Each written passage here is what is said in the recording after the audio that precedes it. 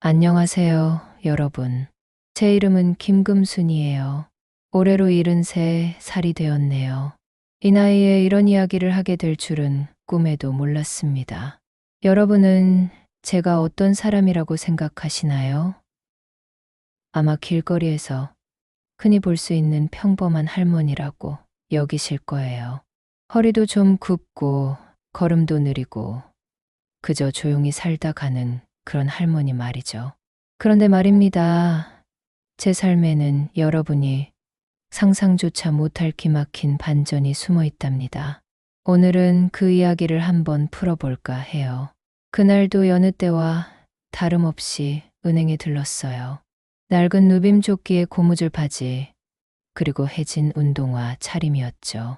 머리는 대충 묶고 얼굴에는 주름이 자글자글했습니다. 사실 제 외모는 제가 가진 것과는 전혀 어울리지 않아요. 통장에 찍힌 숫자는 수백억에 달하지만 저는 단 한 번도 화려하게 치장해 본 적이 없거든요. 돈을 버는 데는 악착 같았지만 쓰는 데는 지독하리 많지 인색했습니다. 그런 제가 은행에 가면 늘 비슷한 풍경이 펼쳐졌어요. 은행 문을 열고 들어서자마자 저를 알아보는 직원은 아무도 없었습니다. 오히려 어수룩한 차림새의 노인네가 들어오니 경계하는 눈치였죠. 번호표를 뽑고 의자에 앉아 한참을 기다렸습니다. 제 앞에 앉아있던 젊은 아가씨는 최신 유행하는 명품 가방을 들고 있었는데 저를 흘끗 보더니 콧방귀를 뀌더군요. 저 할머니는 왜 저렇게 누추하게 하고 다닐까? 이런 생각을 했을지도 모르죠. 그때 제 속마음은 어땠을까요? 왠지 모르게 서글프기도 하고 한편으로는 오기가 생기기도 했습니다. 그래, 한번 보자. 이 낡은 옷차림 뒤에 무엇이 숨어 있는지 당신들이 알게 되면 얼마나 놀랄까. 드디어 제 번호가 호출되었고 저는 창구로 향했습니다. 창구에는 김미경이라는 이름표를 단 젊은 직원이 앉아 있었어요. 그녀는 저를 보자마자 살짝 인상을 찌푸리더군요. 흔히 볼 수 있는 할머니, 고객이라고 생각했겠죠. 아마 소액 출금이나 통장 정리 같은 간단한 업무를 보러 왔다고 짐작했을 겁니다. 저는 조용히 말했습니다. 김미경 씨, 저는 오늘 예금 증명서를 떼러 왔어요. 그리고 제 계좌에 있는 돈을 모두 인출할 생각입니다. 김미경 씨는 놀란 표정으로 저를 쳐다봤습니다. 예금 증명서요? 그리고 전액 인출이요. 할머니, 혹시 보이스피싱 같은 거에 당하신 건 아니세요? 요즘 그런 일이 워낙 많아서요. 그녀의 목소리에는 걱정보다는 의심이 더 짙게 배어 있었어요. 저 같은 노인이 큰 돈을 움직인다는 게 믿기지 않았던 거죠. 저는 그저 빙긋 웃었습니다. 김미경 씨, 걱정 마세요. 저는 정신이 아주 또렷한 사람입니다. 그리고 제가 원하는 대로 해주시면 돼요. 김미경 씨는 마지못해 제 신분증을 받아들고는 조회를 시작했습니다. 몇 번의 키보드 소리가 들리고 그녀의 표정은 점점 더 일그러졌습니다. 처음에는 당혹스러움이 가득하더니 이내 놀라움으로 변했고 나중에는 거의 경악에 가까운 표정이 되었습니다. 그녀의 눈은 휘둥그레졌고 입은 살짝 벌어졌습니다. 마치 자신이 보고 있는 숫자를 믿을 수 없다는 듯 말이죠. 김미경 씨의 눈에 들어온 숫자는 제가 평생을 모으고 불린 수백억 원의 자산이었습니다. 그녀는 자리에서 벌떡 일어났습니다. 할머니, 잠시만요. 제가 지점장님을 모셔오겠습니다. 그녀는 거의 뛰다시피 지점장실로 향했습니다. 저는 그저 팔짱을 끼고 조용히 앉아 있었죠. 주변에 있던 다른 직원들도 김미경 씨의 심상치 않은 행동에 저를 쳐다보기 시작했습니다. 수근거리는 소리도 들렸습니다. 저 할머니 뭐지? 무슨 일이야? 얼마 지나지 않아 지점장과 함께 김미경 씨가 돌아왔습니다. 지점장은 김성진이라는 이름표를 달고 있었는데 50살 정도 되어 보이는 인상이 좋은 남자였습니다. 그는 저를 보자마자 허리를 90도로 숙이며 인사했습니다. 김금순 고객님, 제가 지점장 김성진입니다. 불편하신 점은 없으셨습니까? 제가 미처 고객님을 알아보지 못해 죄송합니다. 그의 목소리에는 존경과 함께 약간의 당황스러움이 섞여 있었습니다. 그는 제가 낡은 옷차림을 한 평범한 할머니가 아니라는 것을 이미 파악한 듯 보였습니다. 수백억 자산가라는 사실을 말이죠. 은행 직원들의 태도는 180도 달라졌습니다.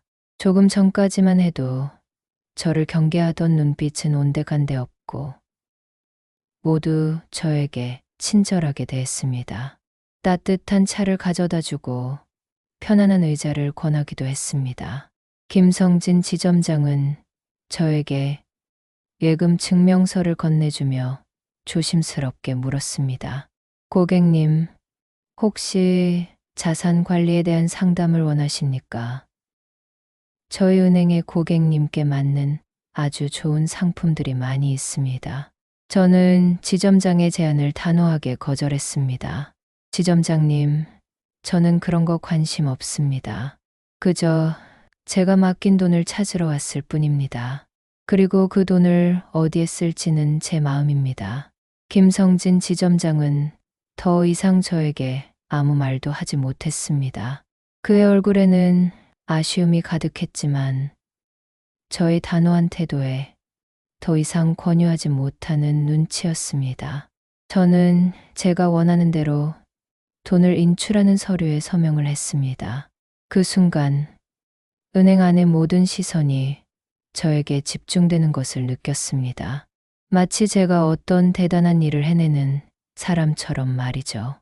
낡은 옷차림의 할머니가 수백억을 인출한다는 소문은 삽시간에 은행 안에 퍼졌습니다.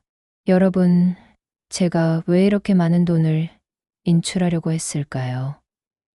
그리고 왜 그렇게 낡은 옷차림으로 다녔을까요? 여기에는 저만의 사연이 있습니다. 제 인생은 한 편의 드라마 같았어요. 젊은 시절 저는 가난한 집안의 장녀로 태어나 돈 때문에 고생이란 고생은 다 했습니다. 배고픔은 기본이고 동생들 학비 마련을 위해 안 해본 일이 없었죠. 남들이 보기엔 비루하고 힘든 삶이었지만 저는 돈을 악착같이 모으고 불리는 일에 누구보다 뛰어난 재능을 가지고 있었습니다. 작은 가게를 시작으로 부동산 투기, 주식 투자까지 손대는 족족 성공했죠. 그렇게 모은 돈이 수백억에 달했지만 제 마음 속에는 늘 불안과 외로움이 자리 잡고 있었습니다. 돈은 많았지만 진정으로 저를 아껴주는 사람은 없다고 느꼈거든요.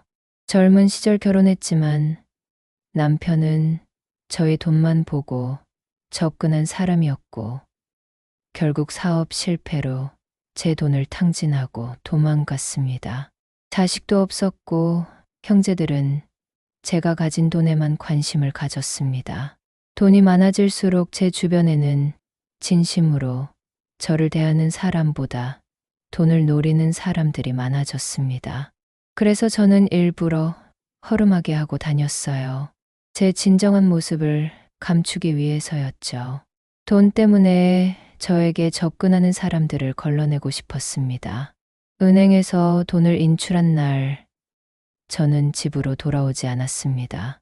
대신 제가 예전에 살던 동네의 작은 빌라로 향했습니다. 그곳에는 김은주라는 이름의 젊은 여자가 살고 있었어요. 그녀는 저의 유일한 친구이자 유일한 가족이나 다름없었습니다. 김은주는 제가 젊은 시절 잠깐 돌봐주었던 고아였습니다. 혈연 관계는 아니었지만 그녀는 저에게 딸이나 마찬가지였죠. 은주는 제가 힘들 때 곁을 지켜주었고, 저의 돈이 아닌 저 자신을 진심으로 아껴주었습니다. 저는 김은주에게 말했습니다. 은주야, 내가 은행에서 돈을 찾아왔다. 이제 이 돈은 모두 너의 것이다. 은주는 제 말을 믿지 못하는 듯 저를 쳐다봤습니다. 할머니, 무슨 말씀이세요? 이 많은 돈을 저에게요. 저는 할머니의 돈을 받을 수 없어요. 저는 은주의 손을 잡고 말했습니다. 은주야, 내가 이 돈의 진짜 주인이다. 나는 이 돈을 평생 모았지만 너처럼 진정한 행복을 찾지는 못했다. 이 돈으로 너는 내가 하고 싶은 일을 하고 다른 사람들에게 베풀며 살아라.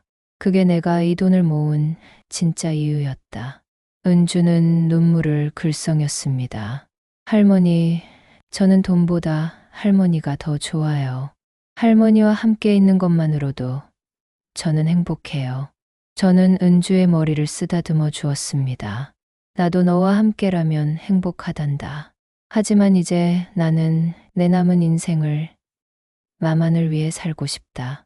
이 돈은 너에게 맡기고 나는 이제 자유롭게 살 거야. 그때였습니다. 문 밖에서 시끄러운 소리가 들려왔습니다. 김금순 씨, 김금순 고객님, 김성진 지점장과 김미경 씨가 은행 직원을 이끌고 제 빌라 앞까지 찾아온 것이었습니다. 그들은 제 앞에 무릎을 꿇고 애원했습니다. 지점장이 말했습니다. 고객님, 저희 은행에 다시 맡겨주십시오. 고객님의 돈을 가장 안전하고 효율적으로 관리해 드리겠습니다. 저희 은행은 고객님께 최고의 대우를 해드릴 것입니다. 김미경 씨도 울먹이며 말했습니다. 할머니, 제가 처음에는 할머니를 오해해서 죄송합니다. 할머니가 이렇게 대단한 분인 줄 몰랐어요. 다시 한번 저희 은행을 믿어주세요. 저는 그들을 차갑게 쳐다봤습니다. 지점장님, 김미경 씨, 제가 왜 돈을 찾았는지 아십니까? 저는 제가 가진 돈 때문에 사람들의 태도가 이렇게 달라지는 것이 싫었습니다. 돈 때문에 저를 존경하는 척하고 돈 때문에 저에게 잘해주는 척하는 것이요. 진정으로 저를 아끼는 사람은 돈이 많든 적든 저를 존중해 줄 것이라고 생각했습니다. 그들의 얼굴은 일그러졌습니다. 저의 말이 그들에게 비수처럼 꽂혔을 겁니다. 그때였습니다. 제 뒤에서 은주가 조용히 걸어 나왔습니다. 은주가 말했습니다. 지점장님, 김미경 씨, 저희 할머니는 돈 때문에 사람을 차별하는 것을 정말 싫어하세요. 할머니는 그저 할머니 자신을 아껴주는 사람을 원하실 뿐이에요. 은주의 말에 김성진 지점장은 한참을 망설이더니 고개를 숙였습니다. 고객님, 죄송합니다. 저희가 고객님의 마음을 헤아리지 못했습니다. 하지만 저희는 정말로 고객님을 소중히 생각합니다. 부디 다시 한번 기회를 주시면 감사하겠습니다. 저는 그들의 진심을 느낄 수 있었습니다. 처음에는 돈 때문에 저에게 잘해주는 척 했지만, 이제는 저의 진심을 이해하고 저를 존중하려는 마음이 느껴졌습니다. 저는 잠시 생각에 잠겼습니다. 그리고는 입을 열었습니다. 지점장님, 김미경 씨, 좋아요. 다시 한번 여러분을 믿어보겠습니다. 하지만 한 가지 조건이 있습니다. 저는 앞으로도 지금과 같은 모습으로 은행에 갈 겁니다. 그리고 저를 차별 없이 대해 주십시오. 돈이 많든 적든 모든 고객을 똑같이 존중해 주십시오. 지점장과 김미경 씨는 감격한 표정으로 고개를 끄덕였습니다. 약속하겠습니다, 고객님. 저희는 앞으로 모든 고객을 차별 없이 대할 것입니다. 고객님의 말씀 명심하겠습니다. 그날 이후 저는 다시 은행을 이용하기 시작했습니다. 여전히 낡은 옷차림이었지만 이제는 아무도 저를 무시하지 않았습니다. 오히려 김성진 지점장을 비롯한 모든 직원들이 저를 진심으로 존중하고 친절하게 대해 주었습니다. 가끔 젊은 직원들이 저에게 할머니 멋지세요 라고 말할 때도 있었습니다. 저는 그들의 진심, 어린 말의 행복을 느꼈습니다. 은주는 저의 돈으로 재단을 설립했습니다. 저와 은주는 함께 재단을 운영하며 어려운 사람들을 돕고 있습니다. 특히 돈이 없어서 꿈을 포기해야 하는 젊은이들을 돕는 데 집중하고 있습니다. 예전에 저는 돈만 모으고 불리는 데 급급했지만 이제는 돈을 통해 다른 사람들을 돕는 것에 큰 행복을 느낍니다. 제 삶은 이제 새로운 국면을 맞이했습니다.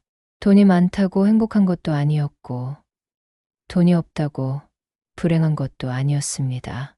진정한 행복은 주변 사람들과의 관계, 그리고 진심으로 베풀 때 찾아온다는 것을 깨달았습니다. 여러분은 어떠신가요? 여러분의 삶에서 진정으로 소중한 것은 무엇이라고 생각하시나요? 금과 명예, 아니면 다른 어떤 것일까요? 여러분의 삶 속에서 진정한 행복을 찾아가시길 바랍니다.